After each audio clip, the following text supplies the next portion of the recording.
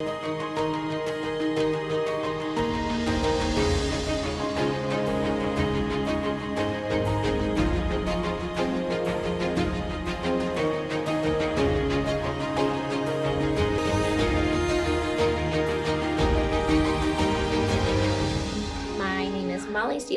and I am the co-founder at Wildflower Community School, and I teach middle and high school students as a homeroom guide and math.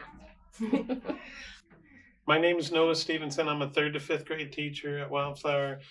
As well, I'm a reading intervention specialist, training to be a reading intervention specialist. So basically, I'm teaching English amongst chaos, but beautiful chaos. So my name's Andy Lee, Miss Andy. I teach the K through 2nd grade and a little bit of theater and music on occasion, sometimes art and science, a little bit of everything, but mostly kindergartners. Well, I'm Kristen Rowley. I am the literacy intervention specialist. I have 3 dyslexic children. 2 of them attend Wildflower Community School. And I got into literacy intervention because of my dyslexic kiddos. And so I went through training and I'm helping the kids that need that help. Hi, my name's Emily and I am a student social worker here at Wildflower.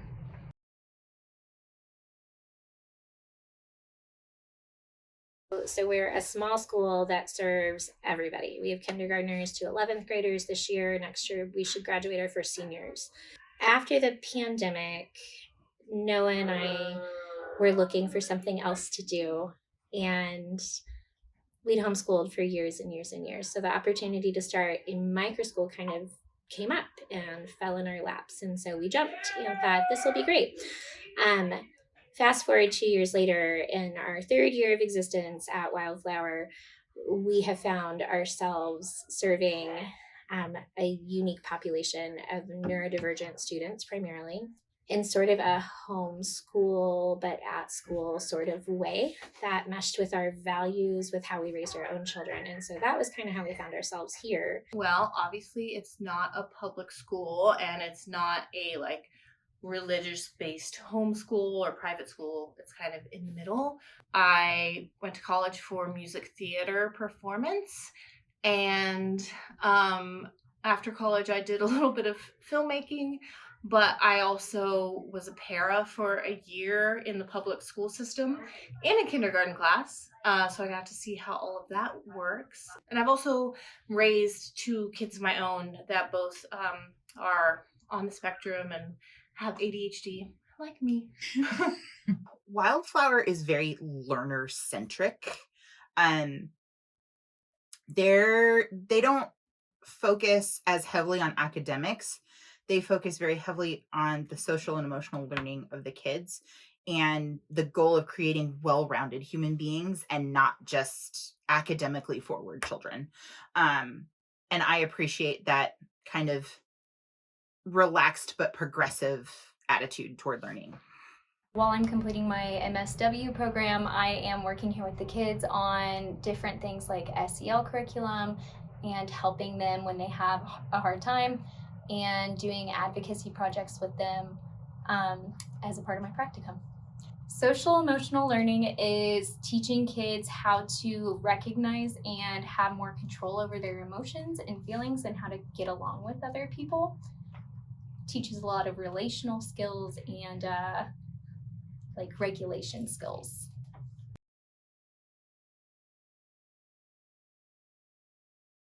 So we are just different in general, both with the population that we serve. So big multi-age population here that treats everybody as we're in community together, as our name says. We want our kids to learn how to be good humans, and part of being good humans is learning how to interact with people who are not just your age and in your space. We put relationship building and social emotional learning as the first priority amongst our educational philosophies. So we focus on building relationships instead of only focusing on academics. We want students to understand that their brains are amazing and wonderful things that might do things differently than the way that conventional education teaches. And so we structure and tailor education to help understand like what our brains are best at and help fill in gaps with the things that we may struggle with, and then really celebrate our differences inside of that instead of making it a disorder or a problem. Our population is almost all neurodivergent children. We have autistic, dyslexic, ADHD students. We have some kids who have just been traumatized by different school systems, things like that. The way we differ from a public school system is we don't have merits and demerits. We don't have grades. We don't have behind or ahead. We have a mastery based way of looking at things. If they're beginning to master, then we move on with them. If they're not, then we reteach, that kind of thing. So the way we differ here, we're all humans. We all have our days where we're not wanting to be nice to kids. Kids are not wanting to be nice to adults. Instead of seeing a child as a problem at any given time, we see their problem and we help them figure out how to fix that and critically think through that issue. I think personally, if I can teach someone now to approach situations with outside people with care and kindness, but also with assertiveness and critical thinking, then they're going to be able to go out and do that in the world to where they won't end up somewhere they don't want to be, or they won't end up losing jobs, or other things like that. They're ready now to learn how to do those kind of things. They really are. So, and they want to learn how to do that. The biggest differences that I have noticed, as far as like when I've been teaching here, is that there's a lot more freedom, as far as how the kids are able to learn. Because a lot of times in the public school system, it is very strict, and these are your set guidelines, and these are how you have to do things. And if this kid can't do this thing, then they're just not learning, which isn't true. And it's nice here that the kids can learn math, reading, science by playing a game or doing a hands-on activity or doing art. And a lot of like physical body movement stuff is incorporated into all of that, and they're still learning. So it's really nice to be able to cater all of that to the kids. The surrounding community is really important to schools like this. This is a very atypical environment. Public schools have government money. Private schools have the funding of a lot of the time of like 501c3 backers, things like that. And Wildflower is kind of coming into this space with this weird desire to like live in this middle space that doesn't have a lot of attention. And I think it's really important for the community to see Wildflower and to support it in whatever way they can. We have so many opportunities for people to come in and teach. We would love it if people would come in and teach trade skills or have maker classes or donate time or materials for these kids to learn usable, skilled things for them. And there's so much opportunity for skilled persons in various areas to come in and share that with these kids who are very eager to learn these very kind of non-traditional things in school.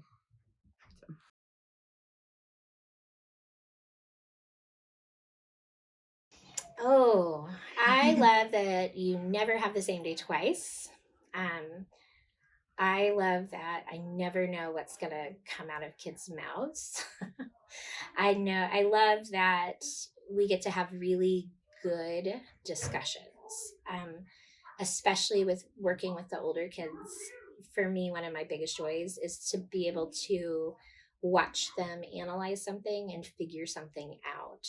Seeing them do things that I know are so hard for them, and then wrestle with that struggle, and then have the confidence to try it anyway instead of just shutting down.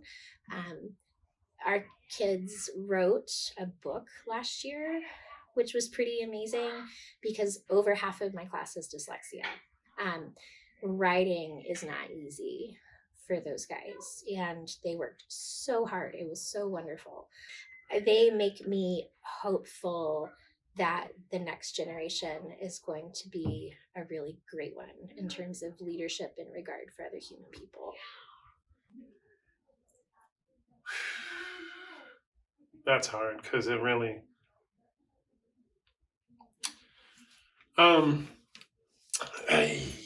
I think my favorite part of working here so far has been especially working with the kids with autism, because of the stigmas around autism, people thinking that they can't reason the same way other people can reason, or they refuse to change behaviors, or they refuse to act a certain way socially.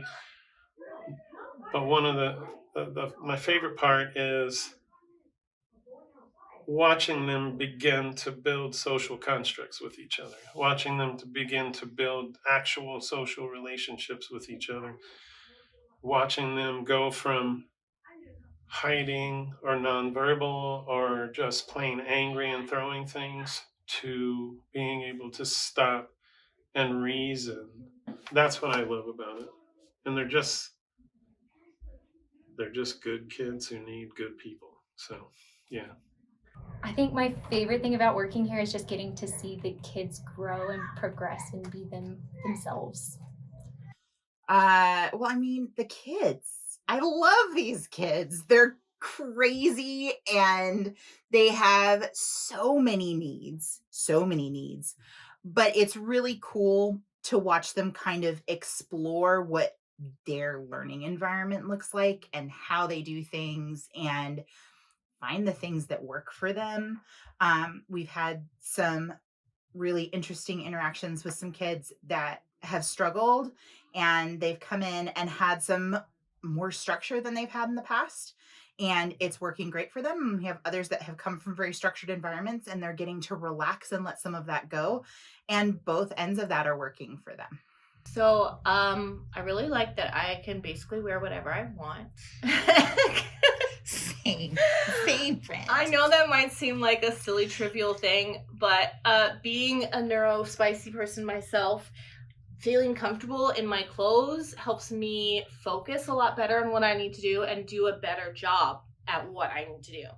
And a lot of times in past jobs, when you're in a uniform, it doesn't even have to be like a big thing. It could just be having to wear the same thing all the time, or the texture is wrong, or the fit. Like if I have a high collared shirt, no, it's gonna bother me and I can't focus, and it just makes the rest of the day harder. So it might seem like a small thing, but honestly, getting to wear whatever I want is really nice.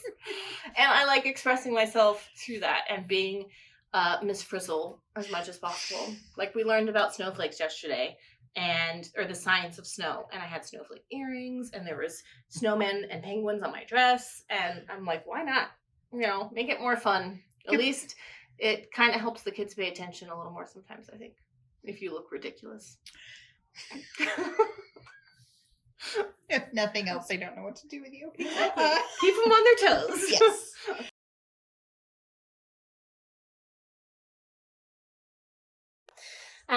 Individually as a teacher, I think the biggest challenge is there's not three of me, because it's a job that you're just always on and answering questions, and you're busy, and not having, because we're small, not having the layers of support built into a system like you have in a school system where you have paras and office people and janitors and all of those wonderful people that keep stuff running. That's hard.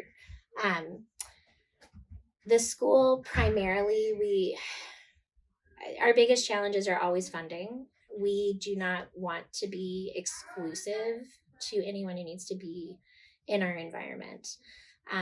Most of the kids that are here are kids that really need to be here for whatever reason. They've been unsuccessful in other environments. both because of how the environment treats the student, but also they're just not equipped for brains like a lot of our little friends have. Some of our kids have experienced a lot of trauma in those settings too. And so being able to holistically meet those needs is another like joy and challenge for us both. Finding the level of support of other staff people, volunteers, and things that understand the whole picture is a big challenge. We can't just hire anybody who applies. They have to really understand our approach and be okay with it, which is outside of some people's comfort zone. So that's a challenge as well. Funding, though, definitely top of the list. We made the very conscious decision to separate ourselves from the public education system this year, which means we're reliant completely on outside funding and no taxpayer money comes into our space. And so that decision was one that we were both really, really overjoyed to make because the system has failed a lot of our kids so badly that continuing to perpetuate that is not in their best interests. But also terrified because of the lack of security that goes with that. At this point in education in Kansas, we feel strongly that having an alternative like ours that isn't managed by a bureaucracy essentially is what we need to do to be effective. And with that comes having to forge your own path in a way that has not been really done before. There are not schools like ours all over the place. We've found very few models that are similar.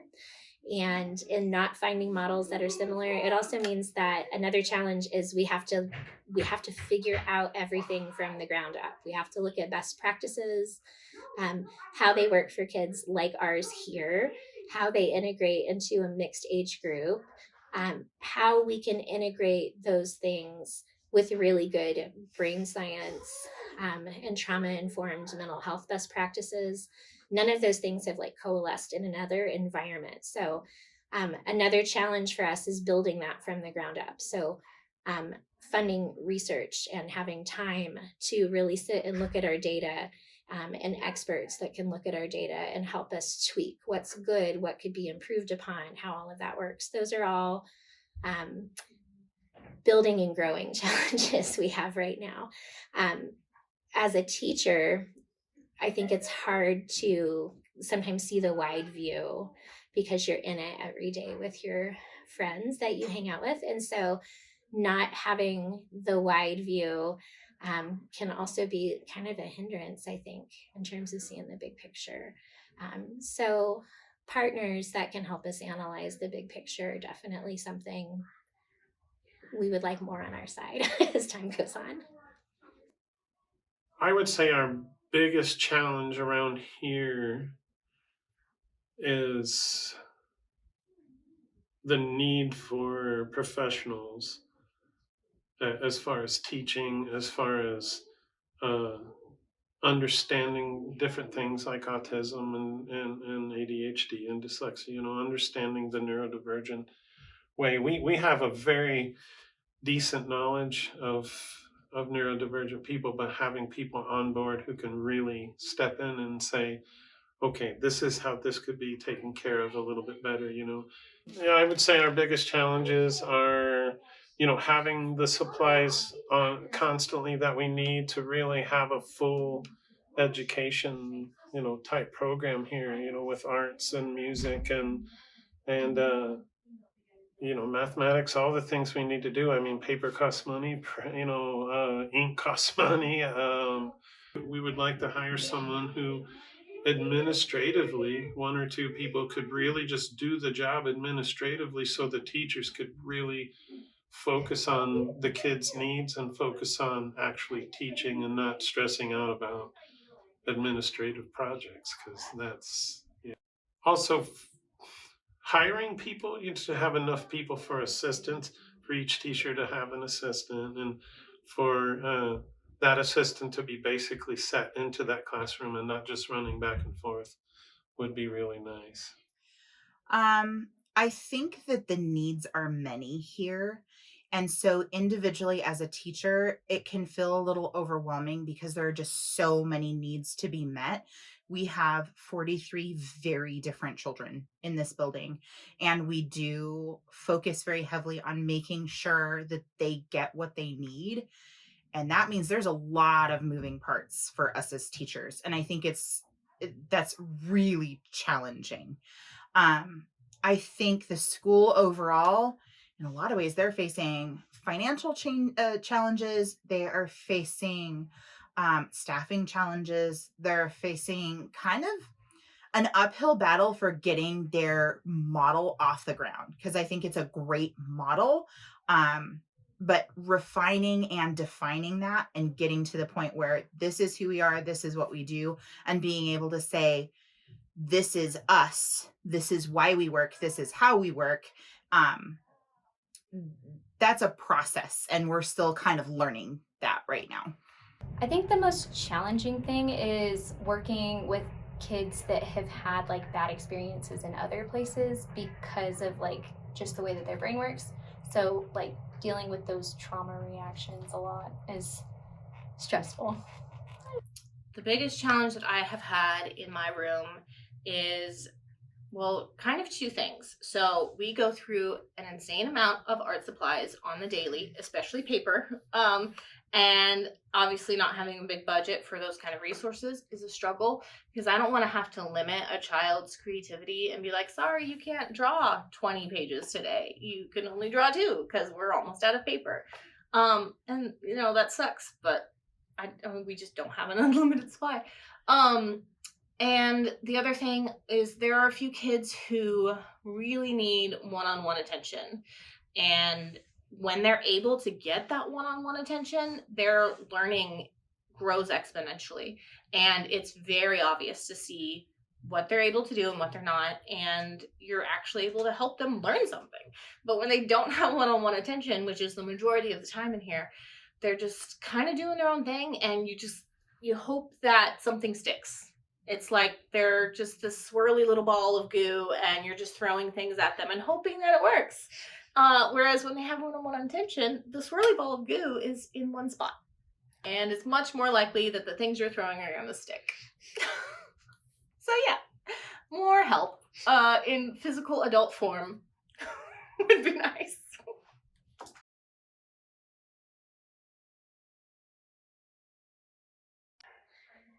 I guess another joy and challenge for us too that I think needs to be said in the world of education entrepreneurship is we very intentionally made a decision to be an inclusive school. Inclusivity for us looks like anyone is welcome here as long as they are able to be welcoming to other people. That's a skill we think is incredibly important for young people and everybody to know, to how to coexist and listen and be able to love and accept and work with other people regardless of their backgrounds, perspectives, faith traditions, or any other thing.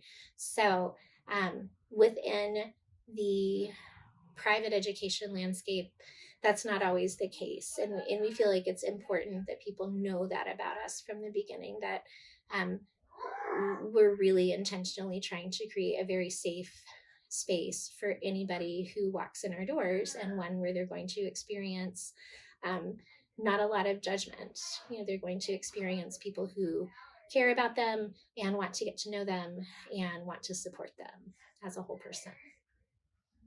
And I think that's it. I think people should know that we just want to have a safe place for kids, like no matter who they are, no matter where they're coming from. Like we just want them to be here and be safe and be happy. My personal philosophy on education is that children should get what they need the way they need it. And for some kids, that's very structured, very ordered learning. And for others, it's a very free-form experience. Thankfully, this is an environment where they get to have whatever they need in whatever situation they're in. For a lot of them, they need that very structured literacy intervention, maybe some structured math intervention. but they get to explore the other areas of learning, history, science, creativity, the arts. They get to do all of that in whatever form works for them. And I think that that is the best way for kids to learn. They get what they need, the way they need it, when they need it. I would say, well, I think what we're doing here is it's an awesome thing. I think with the right type of resources, we could make this replicatable, and it could be something that would help take the pressure off of public school systems, would help take pressure off of parents, and really, truly, in the end, help take pressure off of lawmakers to have to find loopholes and offsets in the systems to be able to take care of the kind of kids we take care of. And I think with the right funders, with the right resources, we could really make this a great thing. That's all. I mean, I don't know how else to say that, but I think that's perfect. cool. Is there anything I didn't ask that you would like for people to know?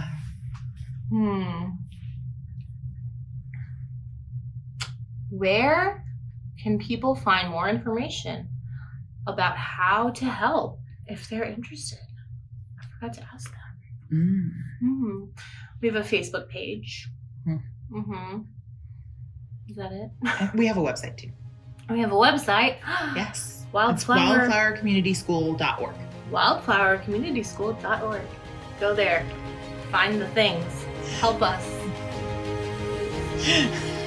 Okay, bye.